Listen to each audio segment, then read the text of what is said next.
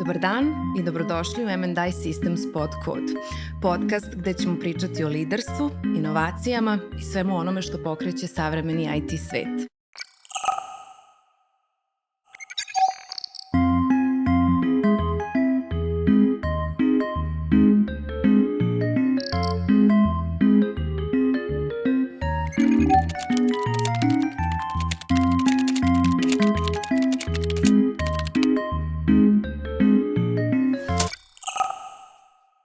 Ja sam Marija Balaban i možda ne izgledam kao tipičan IT podcast host, s obzirom na to da dolazim iz potpuno druge industrije, ali M&I nije samo priča o jednoj kompaniji, to je veliki deo priče moje porodice. Kompaniju je osnovao moj deda, zatim su je preuzeli moj otac i stric i ona uspešno posluje preko 30 godina. Iako je od jula prošle godine 70% kompanije u vlasništvu Sejfora, jednoj od vodećih ICT provajdera u Evropi, M&I i dalje snažno neguje inovativnost, integritet i porodične vrednosti. Baš zato sam danas ja ovde u ovoj ulozi. Možda ću imati neku slobodu da postavim određena pitanja i dobijem određene odgovore. Danas je sa mnom, ni manje ni više, nego moj otac, Vladan Balaban, predsjednik M&I Systems grupe. I danas ćemo pričati o tome kako je nastala kompanija, put razvitka kompanije kao izazovi na tom putu, a možda dobijemo i neke priče koje nisu dospele u poslovne izveštaje. Zdravo tata, dobrodošao. Zdravo Marija, bolje te našao. Hvala ti što si ovde. Hvala tebi. I hvala tvom timu što mi je ovako jednu veliku i odgovornu ulogu prepustio. Nadam se da ću opravdati očekivanja. Hoćeš, siguran sam to. Ja mislim da sam ja nervozniji od tebe. Nema veze, evo, ovo nam je prvi put, ali mislim da će svaki sledeći da bude sve bolji i bolji. Siguran sam to. Da, okej. Sve je počelo od dede. Da li možeš da nam ispričaš kako je zapravo nastao M&I? Pa da, sve je počelo od mog pokojnog oca, tvog dede.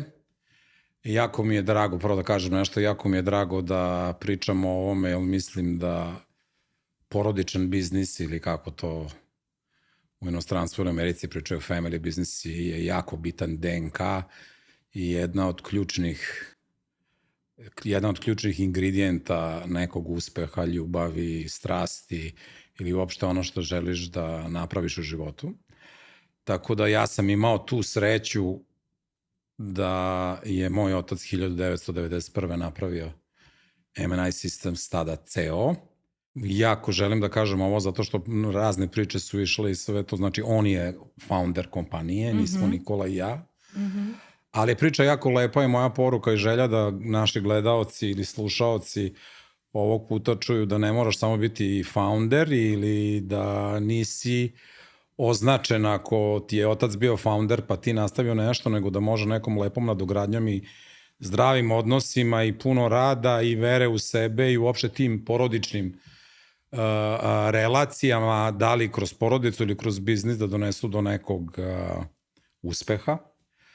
Uspeh je isto nešto što je relativna stvar, može se gleda kroz pare, može da se gleda kroz taj put koji smo mi prešli. Ja bi više pričao o tome nego kao što si sama rekla, današnji naš razgovor ne treba bude samo kroz biznis, nego da ljudi čuju i da veruju sebe i da možemo da uradimo i mi u Srbiji ovde nešto kao što to rade u nekoj Austriji ili u Švajcarskoj, gde su porodični biznisi velika tradicija, veliki ponos i gde jedna generacija iz druge nadograđuje nešto, pa se ja iskreno nadam, evo, da je ovo i tvoj početak u tvojoj nadogradnji, tvoje karijere i tvog biznisa.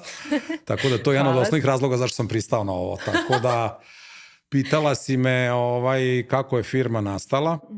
Ja bi išao, firma je nastala tako što Nikola i ja, znači mi imamo dve strasti u porodici, znači mnogo pre firme naš otac, profesor, doktor Neđo Balaban, koji je bio jedan od pionira i najpoznatijih ljudi za primenjenu informatiku, teoriju organizacije, decision support sisteme i sve to što je tada su bile inovacije,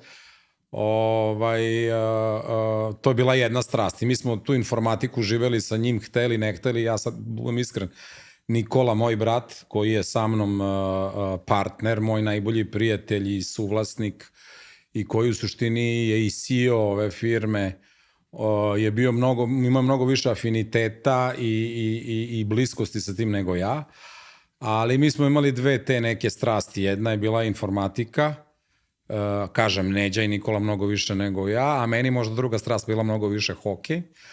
Ali to su dve stvari koje su se ispreplitale i evo da ubacim malo i sport, mi smo igrali taj hokej na ledu i onda tamo negde 89. 90. godine sam ja prvi otišao u Ameriku u poslednju godinu srednje škole, a posle i da studiram i da igram hokej, a onda posle toga zajedno sa mnom i s Nikolom i sećam se kad za moj 18. rođendan kad mi je Neđa došao u Kaliforniju na moj rođendan da me iznenadi. Tada još nije bilo ni sankcija ni ničega, pa je mogo čak i da dođe, čak i jatom došao, to se sećam, u Los Angeles direktno iz Beograda. Pitao me posle, to je bio kraj srednje škole, i pitao me šta bi ti volio da studiraš. Ja nisam imao pojma. Sve što sam želeo da odem u Kanadu da igram juniorski hokej, koji on saslušao i sve to, ali onda mi je rekao, moraš nešto da studiraš, bavi se sportom, probaj da napraviš neku sinergiju te dve stvari, to je jako lepo, pa ako si tako dobar u hokeju kad završiš fakultet, moći ćeš i da igraš negde hokej dalje. I opet me pitao, a šta bi voleo da studiraš, pojma nisam imao. I kako to biva, ljudi obično pričaju kad počnu s nečim da se bave, kod mene to nije bilo tako. Kad počnu s nečim da se bave, ja uvek sam znao da želim da budem informatičar i to je ono što sam voleo i tog momenta kada sam to video, to je bilo to, kod mene apsolutno nije bilo tako. I čak i vas troje, tebe, Jovana i Davida, kada ste rasli, sam uvek postavljao sebi pitanje gde je ta tanka linija između toga kad detetu nešto moraš da narediš i da kažeš što mora tako, a koliko je stvarno treba da ga pustiš da se stvarno bavi onim što treba. I opet i tu je neka sinergija, zato što ljubav prema nečemu što voliš, kao što sam ja volao taj hokej, bilo fenomenalno, a sa druge strane opet realnost života i nešto što će te kasnijih godina dovesti do toga da si shvatio da je tvoj otac ili tvoja majka radila puno dobrih stvari za tebe, jer ipak je tu neko iskustvo koje ja sad imam, a ti možda nemaš. Dovelo od toga da on meni rekao, aj nemoj da pričaš puno, izaberi školu koju hoćeš i koja može ti da stipendiju za hokej, a ti se bavi primenjenom informatikom, što ja pojma nisam šta to znači, ili business informatics, tako se to tada zvalo. Voliš da pričaš, ti si mnogo elokventniji i otvoreniji, impulsivniji, strastveniji za taj deo, nećete puno maltretirati sa matematikama i sa programiranjem, a Nikola koji je mnogo introventniji, koji je možda za te neke stvari pametniji od tebe, on ide na computer science. Pošto smo bili tako vaspitani, do tako vreme je bilo da ne smeš baš šta ti puno ni da prigovoriš, mada on nije bio neki veliki autokrata, ali i jeste imao veliki autoritet nad nama tada. Mi smo se tim povinovali, misleći kad odam fakultet, ja sam tu već mislio, idem godinu dana na fakultet, pa ću ja da igram hokej, ali pošto je ovo put i easy way out, ja ću to da prihvatim. I tako sam ja otišao u Minnesota da igram hokej. Nikola je tada još bio u srednjoj školi ovde u Novom Sadu u Zmajovinoj. I onda, nažalost, veliku žalost za sve nas na ovim prostorima, kreću ta teška vremena za tadašnju Jugoslaviju. Kreće rat, gde u suštini on dolazi u jednu paniku kako će nam uopšte poslati neki džeparac koji je tada iznosio, ne znam, $1000 za celu godinu. Dolazi inflacija, on je tada profesor na ekonomskom fakultetu i univerzitetu u Novom Sadu i odlučuje bukvalno iz potrebe ili nužde da otvori privatnu firmu. Tada po zakonu on kao profesor nije mogao da bude vlasnik i otvori je na mene i Nikolu. 50% ja, 50% Nikola i nazove M&I Systems. To je bilo 91. To je znači moja prva godina fakulteta. Kad sam ga pitao zašto je M&I Systems, kad se vratio to leto, on je rekao pa ja predajem upravljačke informacijske sisteme, a na engleskom je to Management and Information Systems. To me čak i pitao, mislim da sam ja to krstio, zato što je uvek mene volao da pita, jako je dobro razumeo engleski i smetalo mu što ga ne govori tako tečno kao mi koji smo imali tu sreću ili tako da budemo tamo. Ja sam mu rekao Managed Information Systems i tako je ostalo od njegovog predmeta M&I Systems, Managed Information Systems, upravljački informacijski sistemi ili ono što je u tom momentu, eto, gle čuda, mnogo bliže meni nego njemu i Nikoli, koji su više bili u tehnici i u svemu tome, nastao M&I, a tada su bili početci tih velikih ERP rešenja ili tih Big Five kompanija koji se kasnije prešlo u to što se danas zove ERP i po čemu smo mi poznati na ovoj teritoriji, a to je Enterprise Resource Planning. Tako da ima to jednu lepu priču i čak sad kad gledam, to je tada izgledalo tako, neću kažem nakaradno, ali vrlo spontano ispalo baš lepo i eto, to je onako kako je iskreno sve 91. i krenulo. Sjajno. To je krenulo u jednoj maloj garsonjeri, je li tako? A ne, pre garsonjere je bilo još jedna kancelarija tu na Keju, pored Gerontološkog centra Novi Sad, gde smo imali, gde on kao profesor tada kupio bio neki server i neke Olivetti mašine gde kad sam ja došao da vidim kancelariju izgledala kao učionica zato što je stalno imao taj DNK. Dobro, on je, da je on profesor pa da mora nekom drži predavanja pa je bilo jako smešno, smo mi svi sedeli kao u klupama i slušali njega koji je imao tablu i koji je nama držao predavanja, što je nas neviđeno iritiralo. Ali sad kad gledam na to koliko god mi je taj fakultet tamo i sve to pomoglo, u suštini sam najviše naučio od njega. I kroz te naše klupe i lekcije koje on nama davao, u suštini smo mi i naučili jako puno o tome, uopšte ne znajući da se to dešava ili da uopšte nismo imali svest o tome. Tako da je prvo bilo to, pa je onda ušao u krizu finansijsku, pa nije mogu to više da plaća, pa je onda mami pored stana u kome su živeli, bila jedna mala garsonjera, uvalio firmu na 28 kvadrata, mislim da je čak bilo manje, 24 kvadrata i tu je onda u pravu si verovatno, zvanično to sve i počne. Moram samo da spomenemo ovo, da mi sve ovo što pričaš o dedi, kako je on vama držao predavanja, njegove reči, sve to prepoznajem u tebi, to si sve ti nekako i meni pričao i moje braći. Tako da to se nasleđaju. Da ćemo šta ću ja da pričam. Imaš i taj deo da sve što sam stariji uhvatim sebe, Bože moj, kako sve više i više ličim na svog oca. A to kada sam vama sve to pričao, opet kao što sam pričao, ovo nisam bio svestan. Da. Nemojte mi zameriti ako sam pravio neke greške. Ja pravio sam ih puno, kao i svako. Ali evo, sad kad gledam tebe i kako sve ovo lepo radiš, ponosan sam na to. Hvala ti. Eto. Spomenuo si ERP, dakle to je bio vaš prvi proizvod, je li tako? I Neđe je napravio svoj ERP, svoj softver.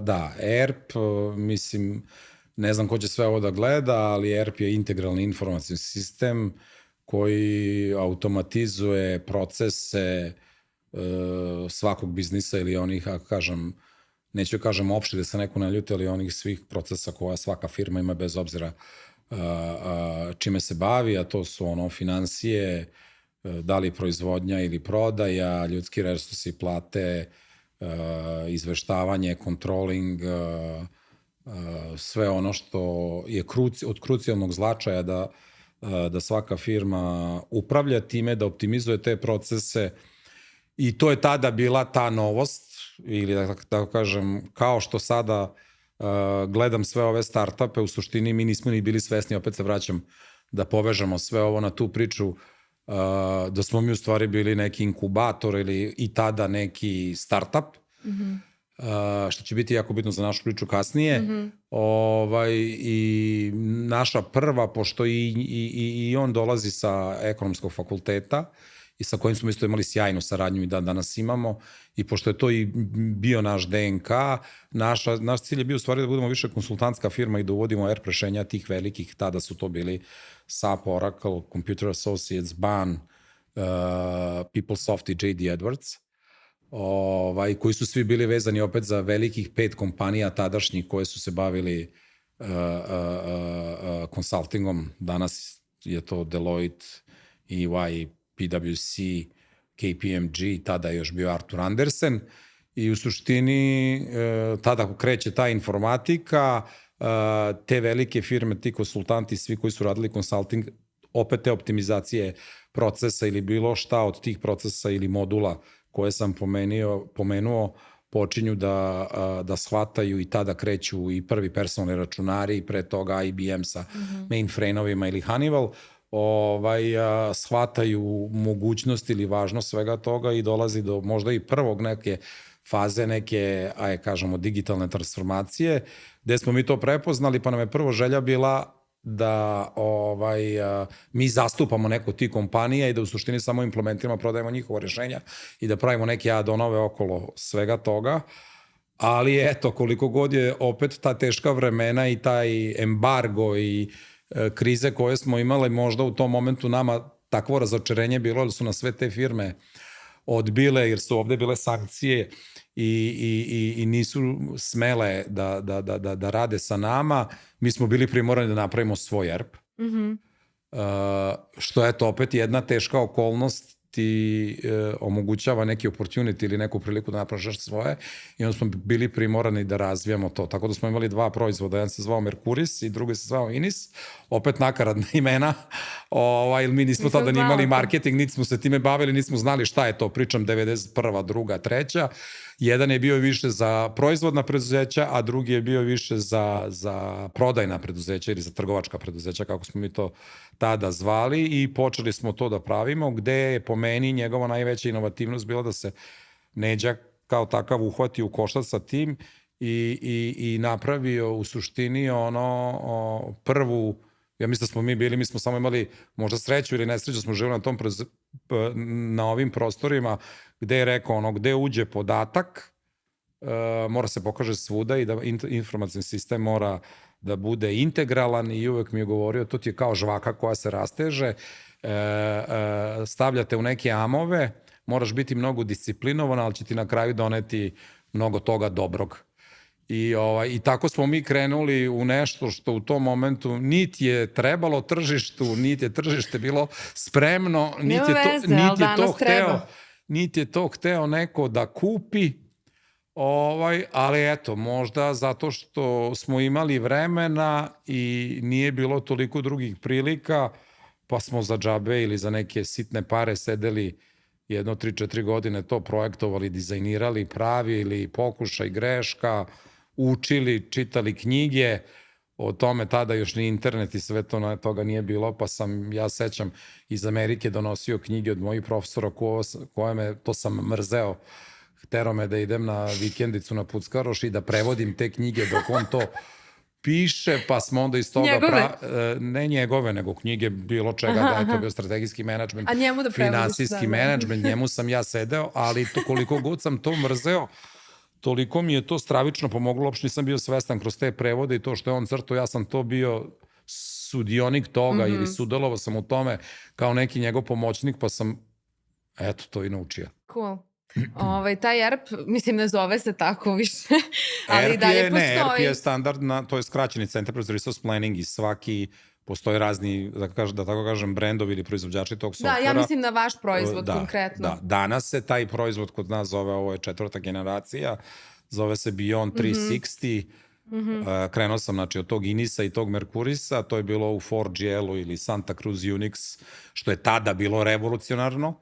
I baš smo preskočili, pre toga su bili neki DB fajlovi i neka mala ostrvca računovodstveno-finansijske moduli ili proizvodi koji naravno ima i danas, ali mi smo gađali više srednje i velike firme, jer tada, kao što sam rekao, tih Big Five ovde nije bilo i velikih, i onda smo mi kao, eto, bili dovoljno hrabri ili dovoljno... Ludi. Ja mislim da nismo bili ni hrabri ni ludi, nego jednostavno nesvesni svoje. Nesvesti, kao mi ćemo to da napravimo. Što je uopšte, zato i pričam sve ovo kako je počelo i kako u suštini ljudi ne treba se boje da naprave grešku ili da, jer bio sam na nekom eventu koji se zove Fuck Up Night, pa su me pitali koliko puta si pogrešio. Uopšte nisam bio svestan da sam u stvari 95% stvari koje smo napravili grešku da bi ovih, možda kakvi 95 i više promašili da bi ovo napravili, tako da bez pokušaja ili hrabrosti da se tako nešto uradi ne možeš ni da napraviš nešto, i to želim da svi slušalci znaju i čuju, i da to je skroz okej. Da. I ja to baš podržavam. Da. Bitno je samo da imaš inicijativu, da si inovativan, da koliko možeš veruješ u sebe, jer u tim momentima ja slušajući njega, mislim da je to možda i koliko god mi on pomogao, bila je jedna malo blokada. Uvek sam mislio da sam glup u poređenju sa njim, zato što je on toliko toga znao, a onda je toliko to vizionarski gledao i pravio neke dobre stvari. Ali mislim da je on imao to isto kao što to imate i vi, kao moja deca ili neka druga deca drugih roditelja, i mislim da je jako bitno da ljudi samo budu svesni toga da je to sve okej i da je to sve neki proces, evolucija neka koja, eto tako, ispadne kako jeste. Da li možemo samo da, mislim da je bitno da razgraničimo, ti si predsjednik M&I Systems grupe, a M&I Systems ko je nešto, zapravo deo te grupe? Pa da, mi smo u jedno, znači M&I Systems ko, ova ERP firma koju ste osnovali prvu, da. I koja je u stvari broj 1 firma po kojoj smo mi i prepoznati ovde na tržištu, ajde nazovemo ERP firma, je u suštini majka firma bila. Naš tim tadašnji, te druge polovine 90-ih i početkom 2000 se apsolutno bio samo skoncentrisan na pravljenje tog ERP-a, koja je tada bilo, ja mislim, mi smo bili prvi, taj pravi, integralni, istinski ERP, koji ljudi to nisu prepoznali. Nismo ni mi, nije da tržište nije to prepoznalo, zašto nije bilo dobro, ili sada ja nekog tu kritikum, jednostavno takvo je vreme bilo. Radna snaga je bila jeftina, što je on voleo meni da govori, kad ne prodamo nešto, on bi mi rekao, pa moraš da shvatiš, informacijski sistem je i na papiru, i ti možeš workflow ili tog dokumenta da staviš na jednu veliku klupu i da nacrtamo i da stavimo papir, i zašto bi ljudi sad ovo kupovali nešto kada je tržište mnogo sporije, ili moraju samo državi da daju neke izveštaje zbog plaćanja poreza itd. A u isto vreme nije bilo puno konkurencije, ne u IT-u, nego uopšte na tržištu, zato što naši slušalci treba budu svesni, mi smo počinjali kada Jugoslavija tada prelazi iz nekog jednog ekonomske faze u drugu i postajemo tržišna ekonomija, dešava se privatizacija, imate dve stvari, command economy i market economy. Mi smo više bili command economy, gde smo živeli u velikoj Jugoslaviji, gde se tačno znalo imaš 2 proizvođača automobila ili jednog, imaš 4 proizvođača televizora, bilo je planski sve napravljeno, i onda prelaziš u jednu tržišnu ekonomiju koja je skroz drugačija, i mi svi zajedno, i mi to malo nešto IT-evaca što je bilo, jer to su tada bile IT kompanije, mi nismo samo IT kompanija, mi smo softversko-konsultantska firma, što je jasno bitno, a i tržište, mi nismo bili svesni toga. I taj M&I Systems ceo je u stvari, to nam je čak i dao taj neki window opportunity i dosta prostora da mi to imamo vremena da napravimo, što danas, nažalost, startupi svi mi nemamo.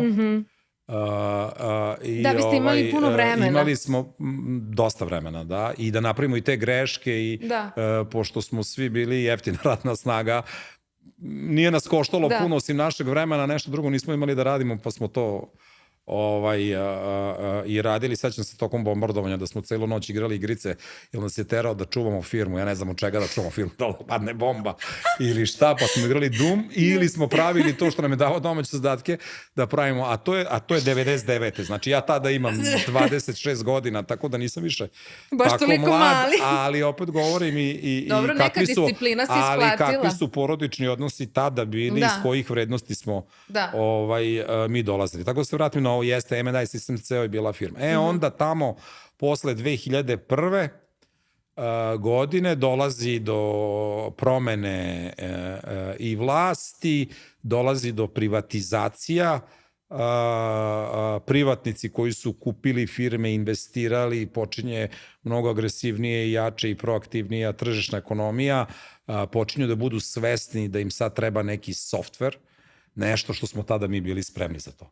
Znači 9 godina, 10 u stvari, 11 godina kasnije, mi 2001. 2002. 2003. doživljavamo jedan ogroman boom koji je i dalje mali za neko globalno tržište, ali za nas je bio... Svega, ja se sećam kad sam prvi put prodao software za 20.000 maraka, ja sam mislio da sam najveći car na ovome svetu. Verujem.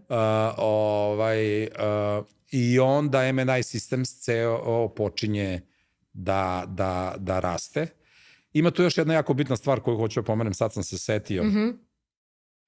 Tih 10 godina, pošto nismo mogli da prodamo koliko to vredilo, a pokušavali smo, pričao sam za to kako smo prodali to za 20.000 maraka, on dođe kod mene i kaže, pričam on i ja, i on meni kaže i Nikola, i pričamo kako sad mi to nekome da približimo i kako to nekom da damo. I on kaže, ajde mi napravimo to da mi to kao rentamo. Davaćemo, pravit ćemo paušalne ugovore između 50 i 250 maraka i samo je bitno da ne stoji u fioci, da mi to raširimo svuda, poklanjat ćemo softver, pa ćemo, šta sad, ako skupimo 10 klijenata za po 300 maraka u proseku, imat ćemo 3000 maraka. Ja sam se jako protivio tome, pa koliko smo godina radili ovo, pa šta sad s tim da radimo, pričam to 90-ih.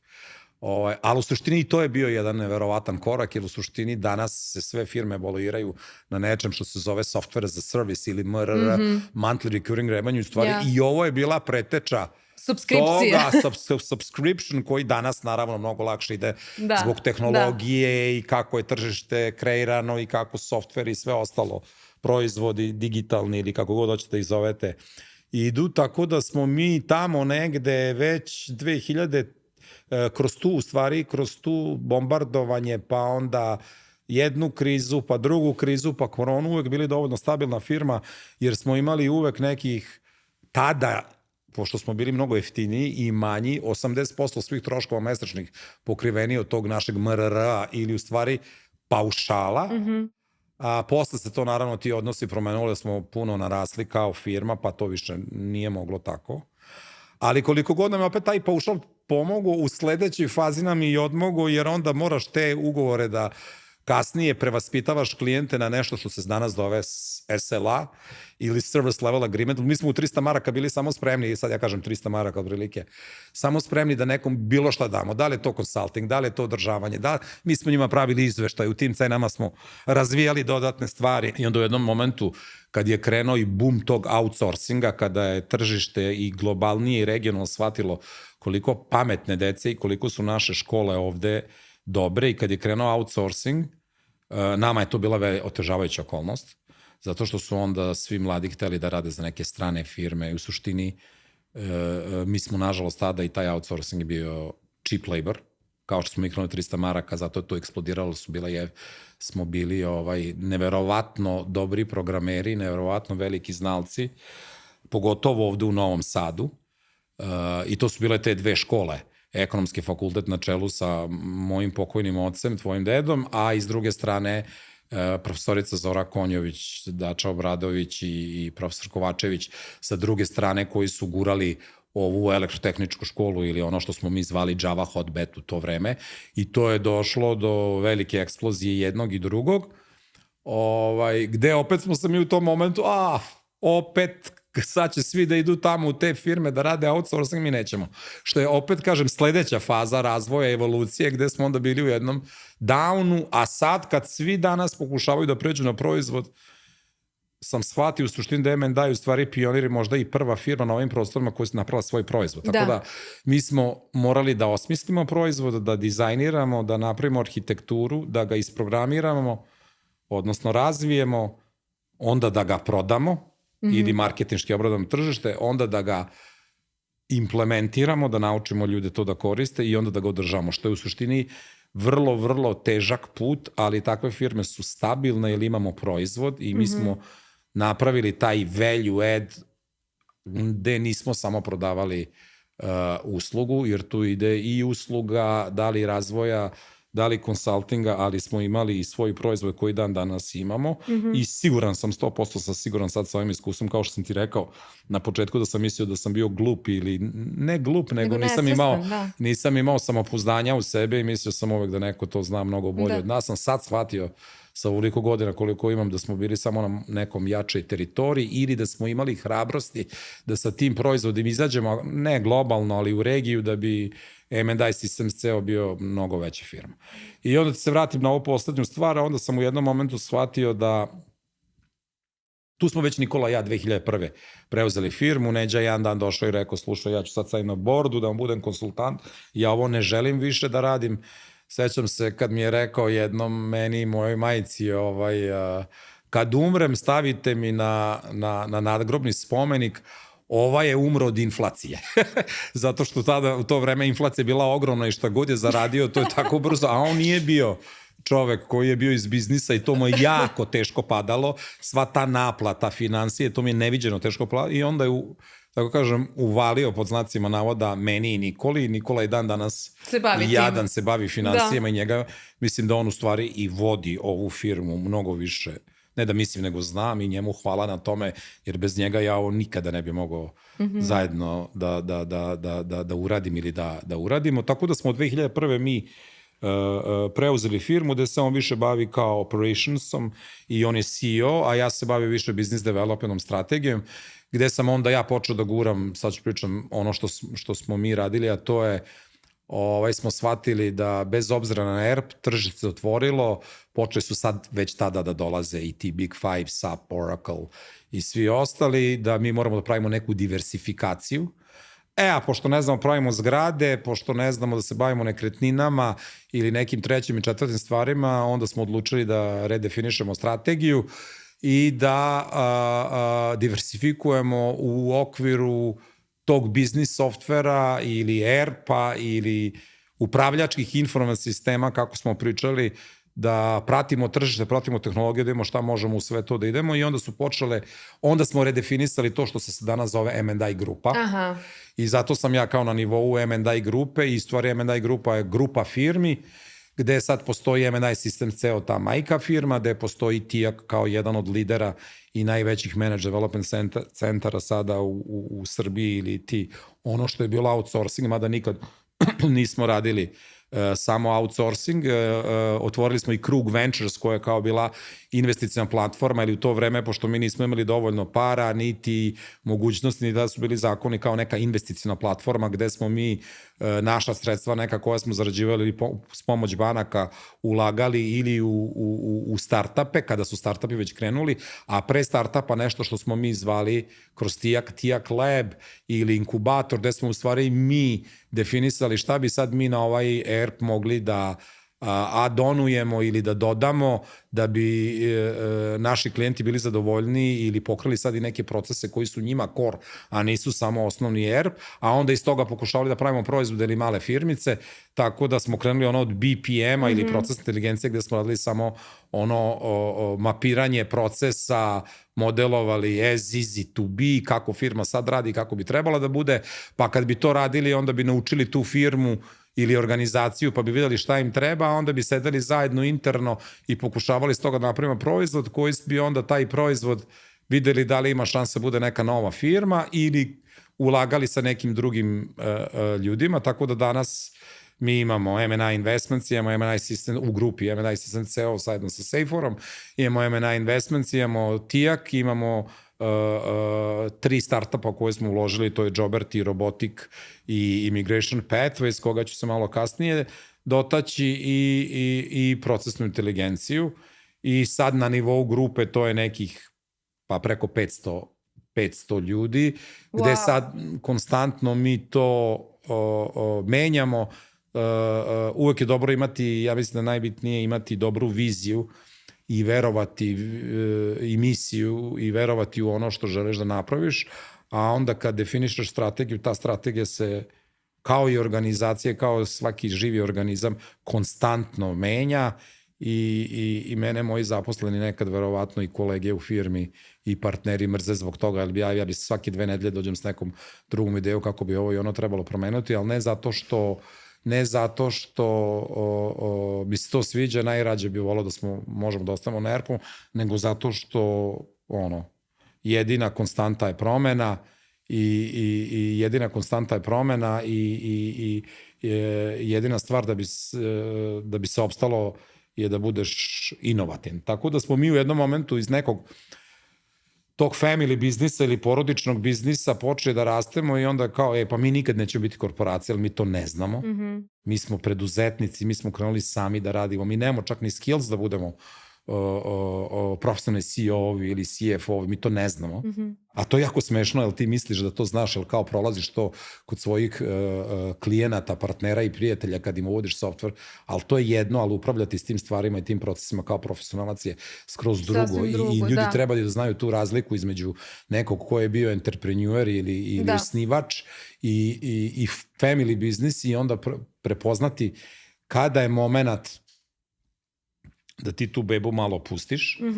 Sad, kod nas je to jako dugo trajalo. Opet kažem, zbog tržišne situacije i uopšte ekonomske situacije u Srbiji ili svih tih menjanja promena koje su se dešavale na našem teritoriju, pa je to trajalo duže, tako da smo mi možda bili mnogo duže family business nego što smo trebali da budemo, a onda u jednom momentu smo seli i sećam se s mojim velikim prijateljem, kolegom Nenadom, sam pričao, on je rekao, ti više nisi family business, ti nikad nećeš biti korporacija, ja sam radio 30 godina u IBM-u, mi treba da budemo nešto što se zove growth kompanija. Growth kompanija je, znači, kompanija koja non stop raste, koja je non stop inovativna. I onda sam ga pitao šta to znači i on mi je rekao, to je jako teško.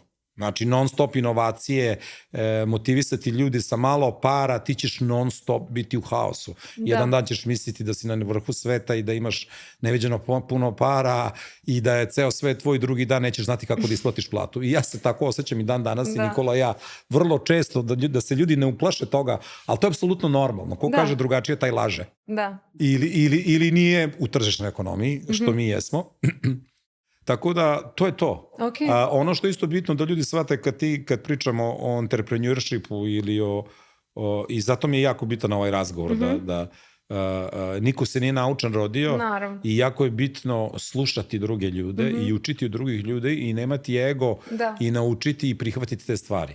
I zato se vraćam na to da deda je tvoj napravio ovu kompaniju, nismo Nikola i ja. Pominjao sam sad Nenada Inđića ili neke druge ljude koji su nama pomogli. Mi smo samo slušali, ja nisam hteo da izmišljam toplu vodu ili rupu na saksiji, nego da uvek ne budemo prvi, ali drugi, treći koji će uspeti da nešto naprave i na najbolji mogući način, sa puno rada, ljubavi, vere, da to pokušaš da napraviš. Tako da, eto, to je ukratko ono kako je to izgledalo. Ukratko. Sad ti je jasno zašto sam ja predsednik grupe, a Nikola vodi finansije. Jasno mi, apsolutno.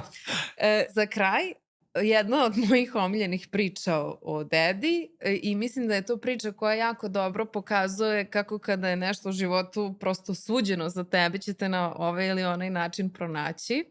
A to je priča o tome kako je deda uopšte završio u ekonomskoj školi. Ja obožavam kad ti to pričaš, inače Vladan ima fenomenalan smisao za humor. Tako da ako možeš da nam daš tu čast da čujemo jednom tu priču, on je iz malog mesta, iz Bastasa. Da, to je odlično. Možda je to priča koja u stvari je dovela do svega. Nekad ljudi ga pitaju da li veruješ u sudbinu. Pa ako verujemo, onda sve ovo što sad pričao ili što smo ti ja pričali, bez ove priče ne bi se desilo. Znači, Neđa je iz jednog malog mesta, kao što si rekla, Bastasi, selo pored Drvara. Odatle su moja baba i deda Ilija i baba Marija, po kojoj si ti dobila i ime. I uvek mi je pričao to, da nije bilo kafane između Bastasa i Drvara, možda bi ja bio danas Mašin Bravar. I ja ga pitam što, kaže, znači kad je završio osnovnu školu, on je najmlađe dete bio, deda ga je vodio da ga upiše na zanat. Jer to je tada, on je 42. godište, to je tada bilo naravno kao sada. Ne vidim veliku razliku čak i između zanata i ovoga što mi radimo. Svaki posao je zanat. Apsolutno. Tako da svaki posao treba poštovati, svaki posao fenomenalan i sjajan, a tada je biti Mašin Bravar i dan danas u stvari jedan sjajan posao i mislim da sa ovim AI-am i sve, to ćemo se doći kasnije, možda mnogo posao budućnosti u odnosu na ono što mi radimo. I onda ga je moj deda Ilija, tvoj pradeda, vodio da ga upiše u školu i kad je, a među vremenu, pošto je, vidiš, imamo u DNK multitasking, vodio je i tele da proda na stočnu pijacu. A usput da odvede i Neđu da ga upiše. I onda su bili prvo na toj pijaci i to sve odradili i kad je krenuo da ga sa te pijace da ga upiše u školu, sreo je svoje drugare u kafani koji su pili rakiju i pitali su ga gde ideš.